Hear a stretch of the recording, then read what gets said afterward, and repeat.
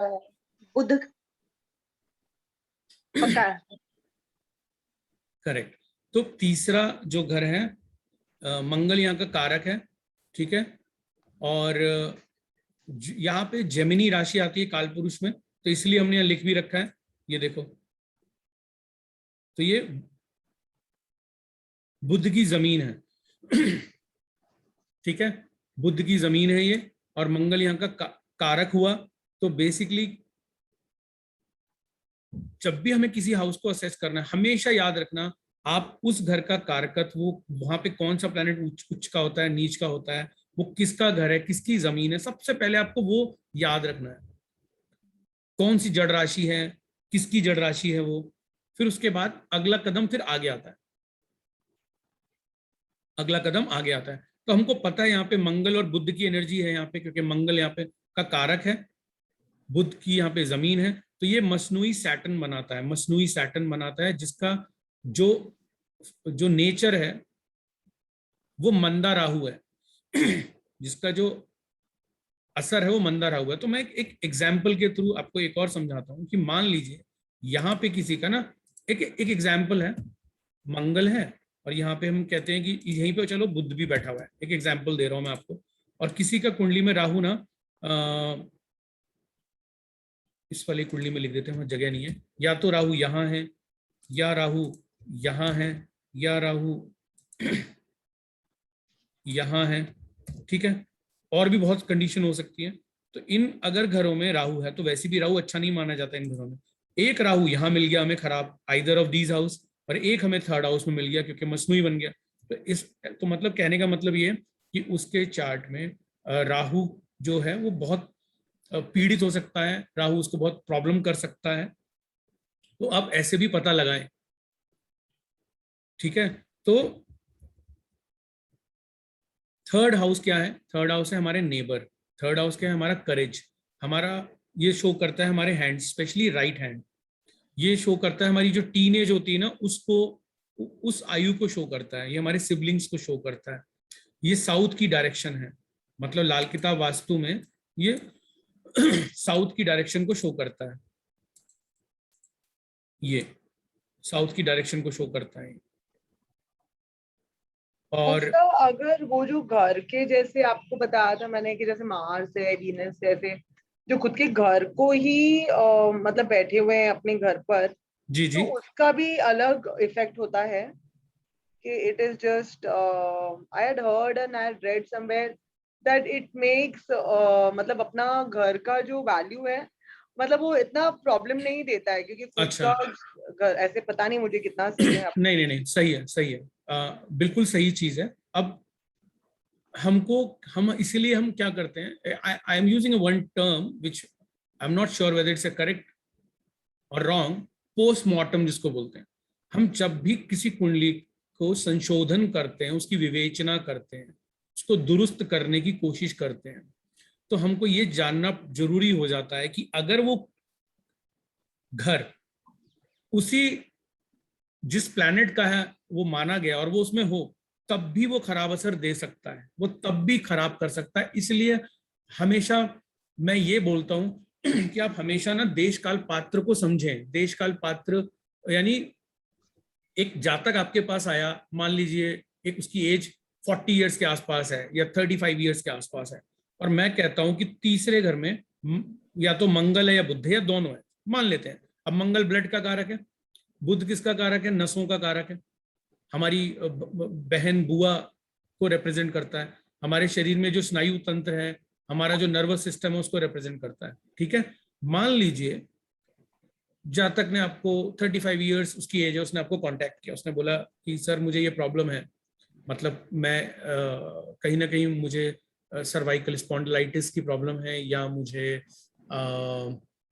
मतलब nervous system की, मतलब मेरा नर्वस ब्रेकडाउन हो जाता है, मुझे फिट्स पड़ते हैं, मुझे एपिलेप्सी की प्रॉब्लम है या इस तरीके की मुझे उसने कुछ प्रॉब्लम बताया, ठीक है। तो आपको पता चल रहा है कि इवन दो मंगल थर्ड हाउस में बैठा हुआ है, बुध भी थर्ड हाउस में बैठा हुआ है, बट फिर भी कहीं ना कहीं वो प्रॉब्लम बता रहा है, तो इसका मतलब उसके जीवन में कुछ ना कुछ ऐसा एक्टिवेट हुआ होगा, या तो वर्षफल में, या एक हर प्लेनेट की एक आयु होती है जो कि मैं आपको सिखाऊंगा।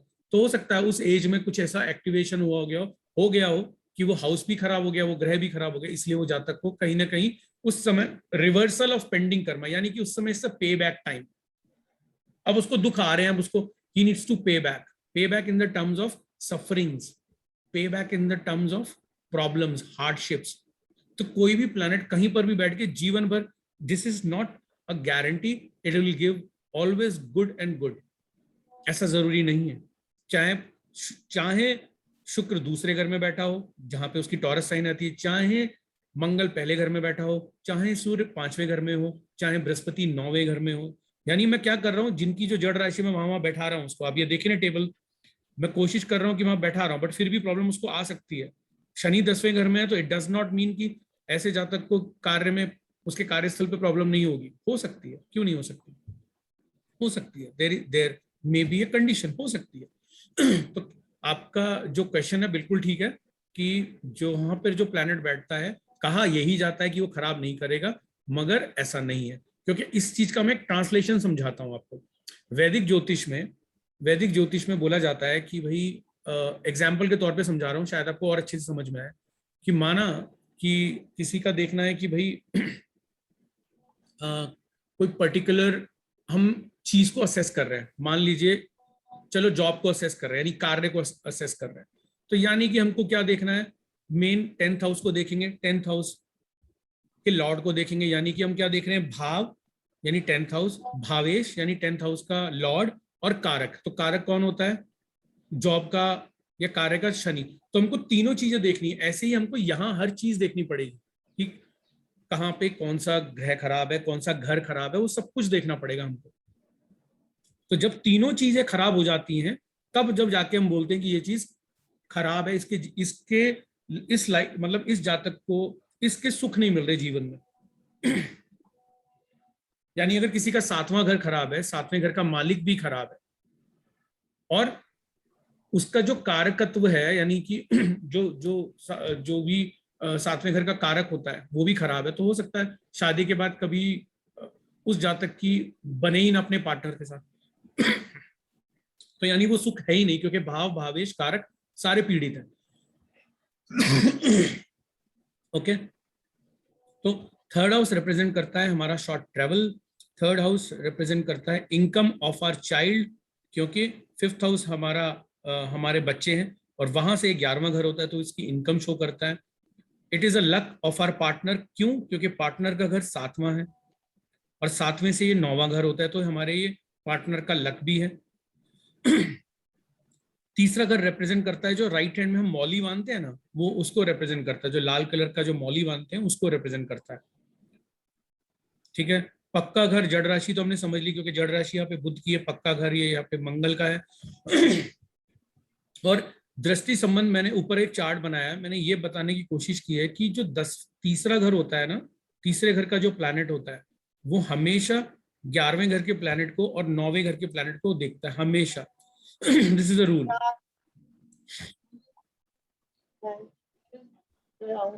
ओके, आई थिंक आप म्यूट कर लीजिए प्लीज।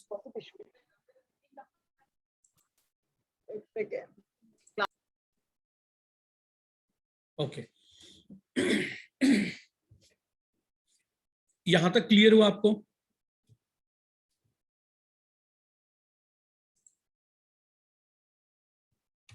ठीक है। अब वही कंडीशन कि अगर थर्ड हाउस एम्प्टी है तो कैसे असेस करना है। अगर थर्ड हाउस खाली है, ठीक है, तो 11वें घर का प्लैनेट सोया हुआ माना जाएगा, 11वें घर में जो प्लैनेट होगा वो सोया हुआ माना जाएगा। सुची जी क्यों ऐसा, कुछ कुछ बताना चाहेंगे, 11वें घर का प्लैनेट क्यों सोया माना जाएगा अगर तीसरे घर में कोई प्लैनेट नहीं है तो? तीसरे घर की दृष्टि पड़ती है सर 11वें घर।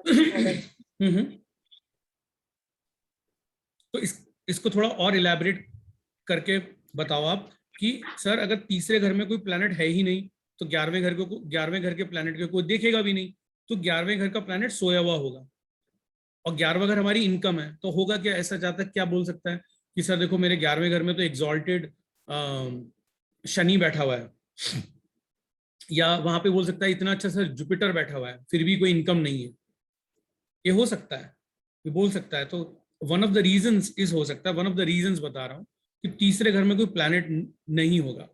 तो अगर तीसरे घर में प्लैनेट होगा और वो जुपिटर का अगर मित्र बैठ जाए, स्पेशली सूर्य बैठ जाए, तो सूर्य यहाँ पे अपनी दृष्टि डाल देगा इधर, तो ये जो वो जुपिटर को चमकाने की कोशिश करेगा।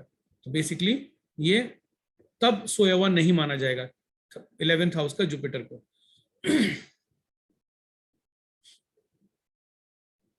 ओके अब ये चीज हम बाद में करेंगे, अगर क्योंकि अभी थोड़ा सा डिफिकल्ट हो जाएगा अगर मैं बताऊंगा कि हमें फर्स्ट और 8th हाउस देखना है, क्योंकि बेसिकली मंगल बद का ये एक है, और एनिमी प्लैनेट देखना मंगल के जो कि केतु और मरकरी हैं। तो बेसिकली इसमें ये बताने की कोशिश की गई है कि अगर 3rd हाउस खाली है तो उसके बाद हमें क्या करना चाहिए, immediately our focus should shift to 1st and 8th house.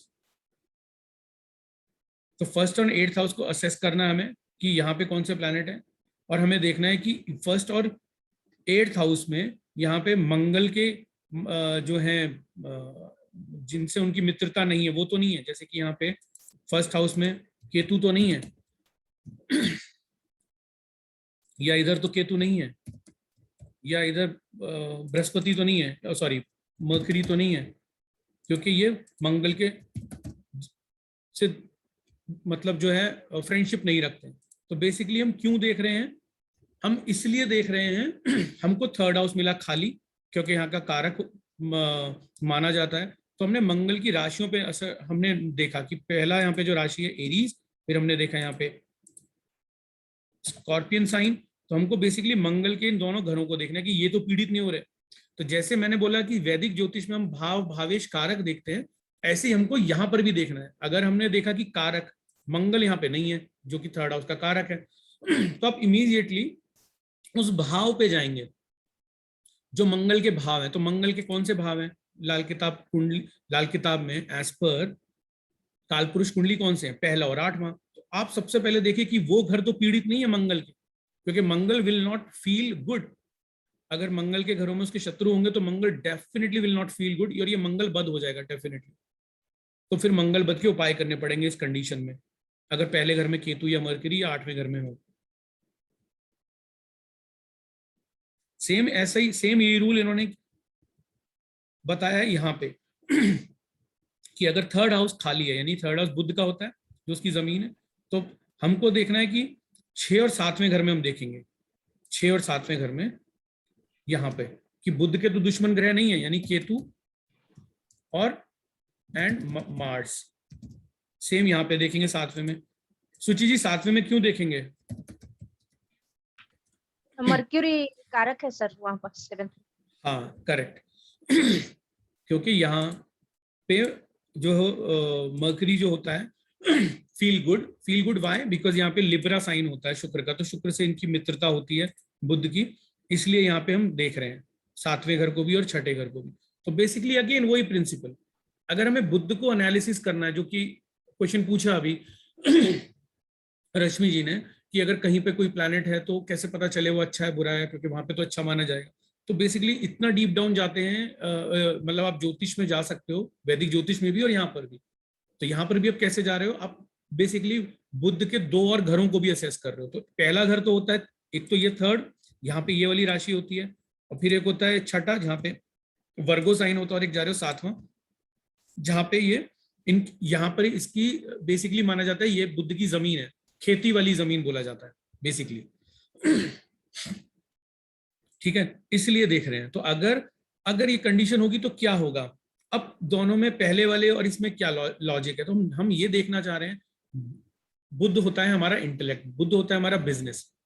अगर इस तरीके की पोजीशनिंग आ रही है तो हो सकता है जहां तक के बिजनेस में प्रॉब्लम हो, माइंड मतलब कि जो बोलते हैं ना डिसीजन टेकिंग में प्रॉब्लम हो सकता है एपिलेप्सी की प्रॉब्लम हो, ठीक है, फिट्स के दौरा पड़ता हो, नर्वस सिस्टम रिलेटेड प्रॉब्लम हो, ठीक है, या ब्लड रिलेटिव कोई प्रॉब्लम हो, ब्लड रिलेटिव यानी भाई से कोई प्रॉब्लम हो, या फिर शरीर में ही कोई ब्लड रिलेटेड कोई प्रॉब्लम हो सकती है।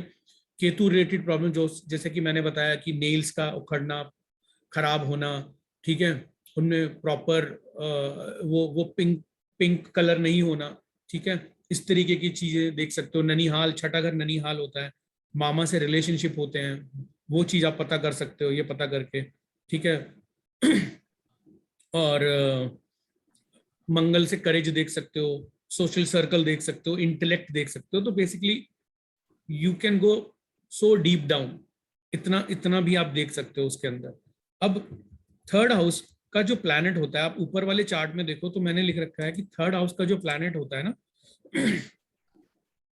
वो 9वें घर को देखता है, बशर्ते दोनों घर में प्लैनेट होने चाहिए। याद रखिएगा आप, जब भी दृष्टि की बात करूं, उस रिस्पेक्टिव भाव में दोनों में प्लैनेट होने चाहिए। एक प्लैनेट उस घर को नहीं देख सकता जिसमें प्लैनेट नहीं हो, ठीक है। तो अगर फिफ्थ हाउस में कोई प्लैनेट है तो इसको देखेगा, और थर्ड हाउस में कोई प्लैनेट है तो वो 9वें घर को देखेगा, ठीक है। जैसा कि मैंने यहाँ लिख रखा है, इधर थर्ड हाउस का जो प्लैनेट है वो 9वें और 11वें घर को देखता है, यहाँ पे देखेगा वो इसको। तो अगर किसी का थर्ड हाउस एम्प्टी है